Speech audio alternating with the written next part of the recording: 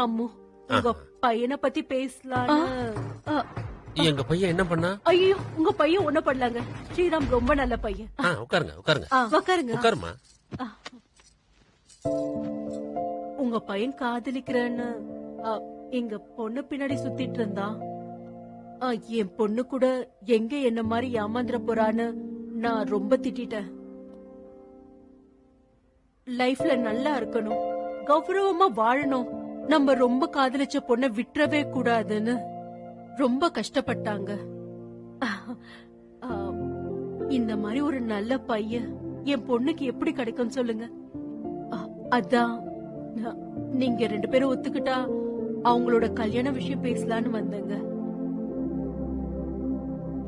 சரிம்மா, நல்ல நாளா பார்த்து நாங்களே வரோம். ரொம்ப சந்தோஷங்க. வரேங்க. போயிட்டு வரேங்க. சரிங்க. ஆமா